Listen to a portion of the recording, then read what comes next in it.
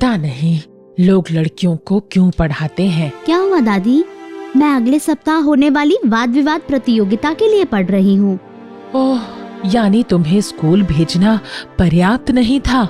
अब हम लड़कियों को पलटकर जवाब देना भी सिखा रहे हैं। इससे तो हमारा समय कहीं बेहतर था। लड़कियों की जल्दी शादी कर दी जाती थी और वे खाना पकाना, साफ सफाई जैसे काम संभालती थी। हमें दिव्या की शादी के लिए लड़का देखना चाहिए। अभी वो बच्ची है माँ, मैं अपने बच्चों को जब तक वे चाहें तब तक पढ़ने दूंगी। वो ज्यादा पढ़ लेगी तो उसकी शादी के लिए लड़का तलाशना मुश्किल हो जाएगा। नहीं माँ, यदि दिव्या पढ़ लेगी तो वो खुद कोई व्यवसाय या पेशा चुन लेगी। वो डॉक्टर या टीचर या जो चाहे बन सकती है माँ। आपको पता है, आज भी कई देशों में महिलाएं राष्ट्रपति और प्रधानमंत्री हैं। और फिर धीरे धीरे हमारा समाज भी बदल रहा है और इन दिनों लोग चाहते हैं कि उनके पढ़े लिखे जीवन साथी हों। दिव्या, मैं कर लूंगी, तुम जाओ और पढ़ाई करो। अपनी दादी की बातों पर बुरा मत मानना, वो अपनी पढ़ाई पूरी नहीं कर पाई और थोड़े पुराने विचारों की हैं, लेकिन वो तुमसे बहुत प्यार करती हैं। माँ, आप तो जानती हो कि जब दादी मेरी पढ़ाई पर और घर के कामों में हाथ न बटाने पर ताने देती हैं, तो मुझे बुरा लगता है। दिव्या, दुखी मत होना, मैं हमेशा तुम्हारे साथ हूँ और घर के सारे काम मैं संभाल लूंगी। धन्यवाद मेरी प्यारी माँ। मेरा वादा है माँ, तुम्हें मुझ पर गर्व होगा। तुम्हें पता है आर्यन, मुझे कई बार ऐसा लगता है कि मानो लड़कियों का जन्म केवल संघर्ष करने और घर का काम करने के लिए ही होता है। ऐसा क्यों कह रही हो दिव्या? मेरी दादी नहीं चाहती कि मैं पढ़ाई करूं। वो तो चाहती है कि मेरी शादी हो जाए। उनकी सोच बहुत रूढ़िवादी एवं सीमित है। वे चाहती है कि लड़कियां केवल चूल्हा चौका करें और घर से बाहर कदम न रखें। दिव्या, तुम क्यों परेशान होती हो? चलो हम कक्षा में चलते हैं।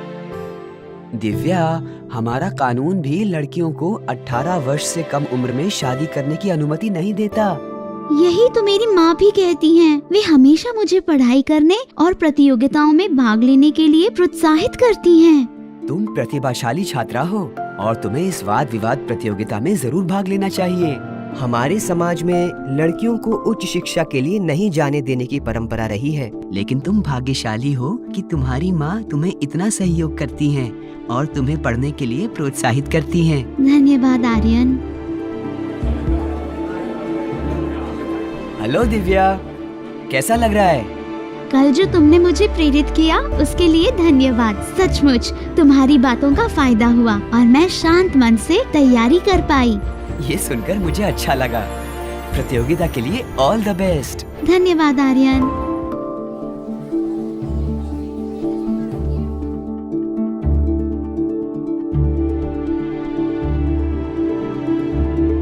इस वर्ष की जिला वाद विवाद प्रतियोगिता की विजेता हैं दिव्या।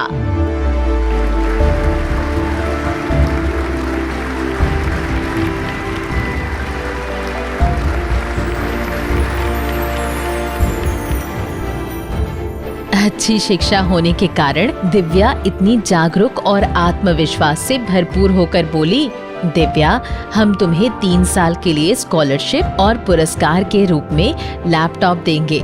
लड़के और लड़कियां दोनों की पढ़ाई में सहयोग देना जरूरी है ताकि दोनों को समान अवसर मिले।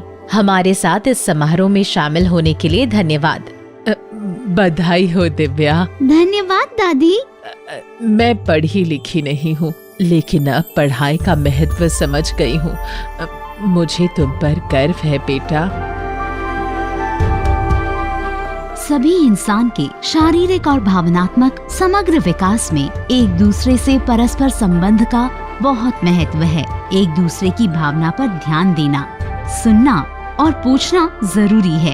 ये कौशल हमें हमारे आसपास के लोगों, दोस्त, भाई बहन, माता पिता या शिक्षक जो भी हों, सबके साथ सकारात्मक संबंध बनाकर रखने की क्षमता देते हैं। हमें दूसरों के प्रति सहानुभूति होती है और भावनात्मक संबंध बनता है। इसके बाद हम उनकी जरूरतों को लेकर अधिक संवेदनशील होते हैं। और इससे हमारे बीच अटूट संबंध बनता है।